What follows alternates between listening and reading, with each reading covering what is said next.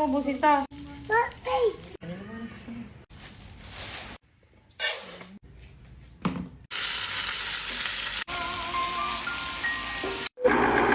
Hi mga kapreni! Eto pa yung araw nung nagluto ako ng corned beef. At gabi na, binuksan ko ang ilaw sa gilid, sinarado ko na ang pinto at bintana. Dito sa kusina. Syempre, alam nyo na, lagi tayong magbablog dito. Maganda ang background dito. Huwag na tayong magkunwari, dun na tayo sa totoo. Iinitin ko lang sana itong corned beef. Naisip kong lagyan ng kanin, parang sinangag, ganon. Tinanong ko si Kuya Ken kung lalahatin ng kanin at sigurado, mapaparami siya ng kain kapag kaganito. Mahilig kasi siya sa fried rice. Tapos nilagyan ko lang ng kung ano-ano para magkaroon ng buhay. Ay talaga naman si Kapreni. Asin lang pwede na. No. Ay yung bata, kala naman niya kakain siya niyan. May nagbigay ng sopas, yun na lang ang kinain ko. Tapos si Kuya Ken, inubos lahat ang sinangag. Maghapon nga akong hindi naguhugas ng Kapreni. Ng mga pinaggamitan dito sa lababo. Ay, ang isipin nyo, baka yung ko, ha? Charis! Tinamad ako maghugas ng plato simula nung umaga, gabi ko na hinugasan. Ewan ko ba, baka taglay ko na talaga ang katamaran. Pero bandang huli, sinisipag rin naman. Tapos tumingin ako sa ref ko ano pwedeng lutuin bukas. Manok ang napili ko, ilalagay ko na dito sa baba. Para bukas, ilalabas ko na para mawala ang tigas. Tigas ng mukha mo sa kabila ng lahat. Tapos huwag kang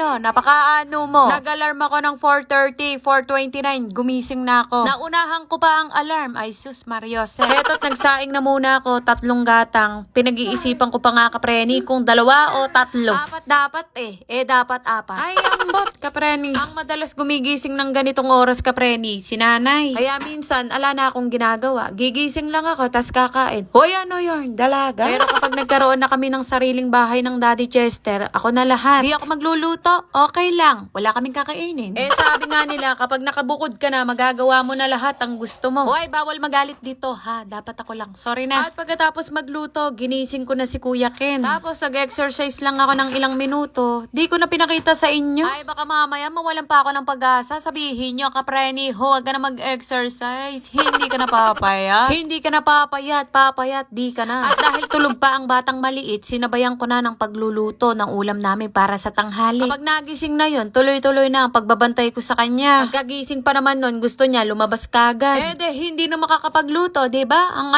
nyo kasi Huwag kang napakaano mo. Puro hita pala itong nakuha kong manok. Hindi ko napansin. Ay, sus. Pang fried chicken sana. Kaso, inadobo. Okay lang yan. Ganun talaga. At pagkatapos ng lahat-lahat, kakain na tayo. Baka naman, pwedeng kumain. Charis! Tapos nagising na itong batang maliit. Nagpalabas lang siya. Tapos, konting lakad. Tapos, pumasok na kami sa bahay. Pinakain ko na. Tapos, tapusin ko na ang video na to. Haha! O siya, hanggang dito na lang. Maraming salamat sa mga nanood. Bye mga kapreni!